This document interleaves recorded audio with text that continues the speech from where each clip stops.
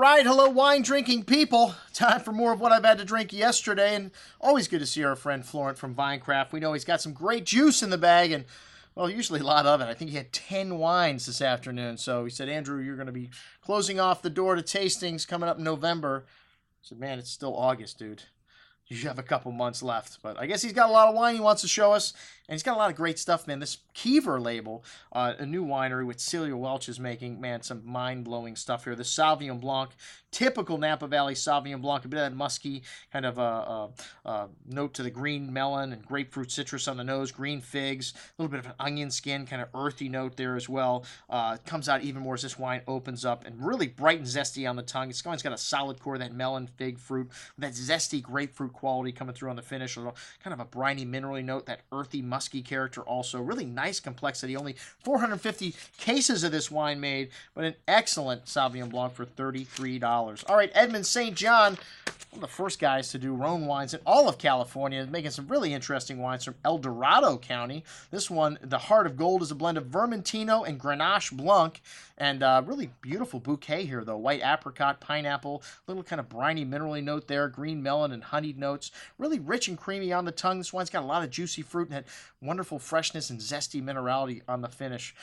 Excellent juice at $22.50. All right, and then the entry-level stuff from them, the Bone Jolie. I guess these guys used to follow around the Grateful Dead, and caricatures on the label would indicate that, and probably the El Dorado County address would indicate that as well. But this is a rosé of Gamay, and your typical fresh flowers, light red berry fruit, strawberries, raspberries, a hint of that black pepper spice. Really nice, bright, fresh red berry fruit on the tongue with those pretty floral notes showing through on a bone-dry finish. Very good juice at $12. Wow, I think we got a special price on that one.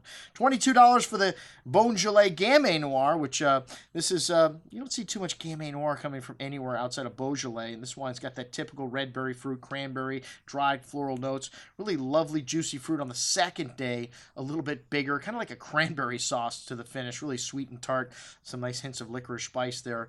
Very good little wine at $22.50 if you like that kind of thing. And then some Joel Robuchon stuff. This is a collaboration between the twins Negociant out of Bordeaux and Carolyn Frey, the owner of Jabelet, and of course one of the most famous chefs in the world. They're making a Côte de Ventoux and a Côte de Rhône, and I like the Côte de Rhône a little bit better. To me, the Ventoux on the second day was a bit sharp.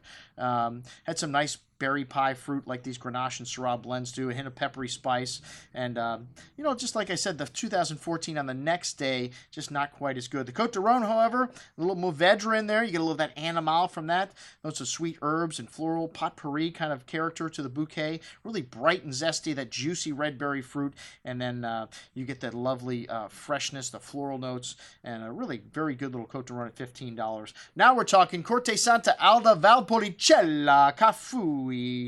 Fiui? I don't know how you say that. Anyways, a good amount of pretty floral notes here. Red raspberries, red cherries, really red licorice, some clay-like minerality, your typical Valpolicella, fresh berry pie fruit, a good hand of that floral perfume note coming through on the finish, and wonderful freshness. You want to chill this wine down slightly. Really leaves the tongue salivating for food. An excellent Valpolicella at $24.75. And then the Keever Reds.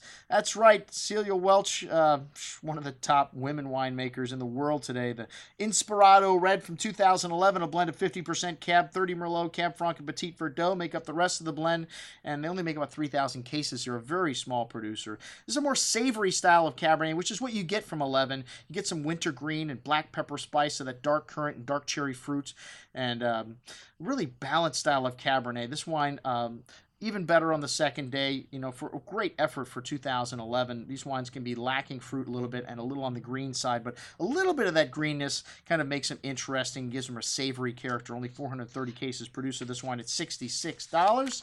The Keever 2012, however, wow, a different story, man. 2012, what a difference a year makes. A big, beautiful Cabernet Sauvignon, a rich array of black cherry coulis-like fruit, a dollop of Cabernet Franc in the blend, gives you the pretty floral notes, some graphite, espresso, dark chocolate. Wow, just big and expressive on the palate. Lots of juicy fruit, and array of that earth and spice. This plush, silky texture on the tongue, but a firm hand of acidity. Somewhat drinkable right now, but this wine has got the concentration, the richness, the depth to last for decades in your cellar. That cigar box spice and bitter cocoa notes to the finish. Really long, most excellent juice. Got 95 points in a cellar selection from the Wine Spectator. Hey, that's like a 100-point score from Parker. They don't rate wines with 100-point scores very often. The Spectator 95 is about as high as it goes there. At $123, let's see how much, just over $1 per point. All right, that's what we had to drink with our friend Florent. I'm your host, Andrew Lampasoni, signing off for the Wine Watch, saying remember, always drink the good stuff first.